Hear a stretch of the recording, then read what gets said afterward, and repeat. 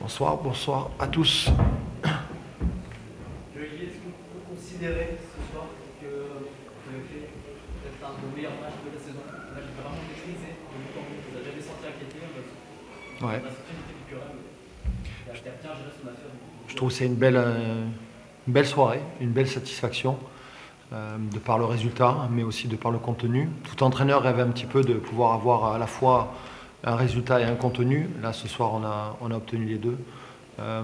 J'ai envie presque d'aller plus loin en disant que c'est peut-être même un match référence à domicile. Je pense aussi le meilleur match depuis le début de la saison. Face au quatrième de cette Ligue 2, donc c'est pas rien. Et je trouve qu'on a su avoir beaucoup de maîtrise, de belles ressorties de balles et mettre en difficulté cette équipe de Grenoble comme on avait prévu de le faire. C'est rassurant ça, parce qu'après cette trêve d'un mois et demi qui arrive en plein hiver, c'est vrai qu'il Mm. y avait un petit peu des doutes. C'est rassurant de voir ton équipe tout de suite dedans. Ouais, mais quelque part, je suis pas étonné parce que je trouve des garçons très sérieux, avec la volonté de progresser tous les jours. Il y a une belle mentalité de travail aussi. Et depuis 3 semaines, c'est ce qui s'est passé. Et ce que je leur ai dit, voilà, après ces 3 belles semaines d'entraînement, de préparation, on se remet dans la compétition. Et si on peut valider notre belle victoire à Amiens, même si ça fait 5 semaines, ben, ce serait bien de pouvoir le faire aussi à domicile. Donc, c'est ce qu'on a réussi à faire et je trouve avec de belles manières. J'ai l'impression que certains joueurs ont profité de cette reprise pour changer. Je pense à Mamadi, voilà, qui a fait un petit peu de déchet, mais c'est intéressant. Gustavo aussi, très intéressant. Je trouve que certains joueurs profitent de cette reprise peut-être pour repartir Ouais, aussi. certains avaient, je pense, besoin aussi de couper parce qu'ils ont eu d'autres préparations avec leur club ou avec des sélections. Je pense notamment à Gustavo, Issa aussi, Soumaré. Donc ils sont revenus avec voilà, de la fraîcheur, de l'énergie et puis aussi ils ont compris ce que j'attendais d'eux.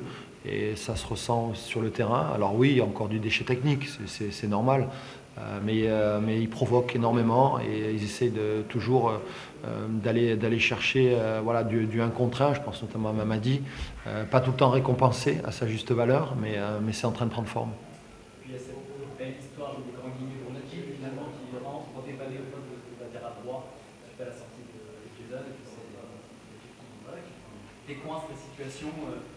Ouais, ouais. C'est évidemment Jason qui a priori.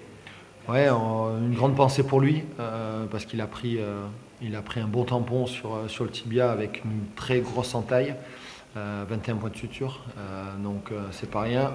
Sincèrement, des infos que j'avais pu avoir en bord terrain, on me parlait de fracture.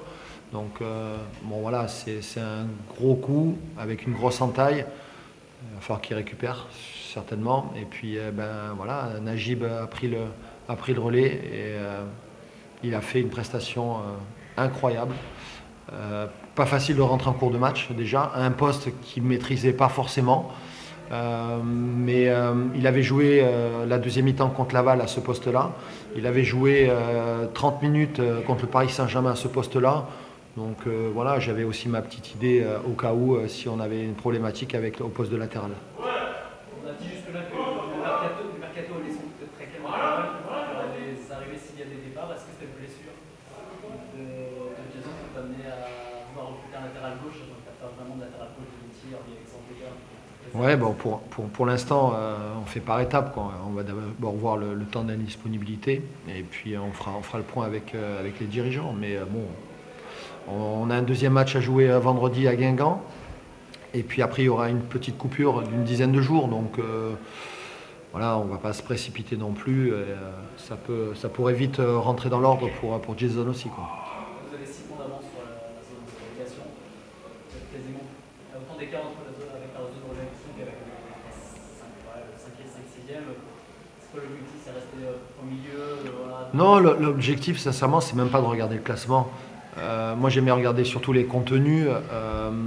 Et à l'intérieur de ça, ce que je vois, c'est qu'on a un peu manqué d'efficacité offensive malgré tout ce soir parce qu'on a eu pas mal de situations et beaucoup d'occasions.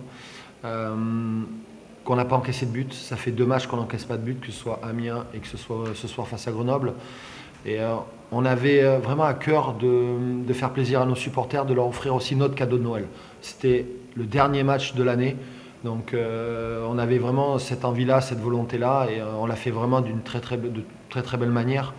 Et ils sortent du stade en étant heureux. Les joueurs ont pris du plaisir, le staff a pris du plaisir, mais aussi notre public a pris du plaisir. Et ça, c'est une vraie belle réussite, et on espère pouvoir surfer dessus et les faire revenir en faisant ce genre de prestations.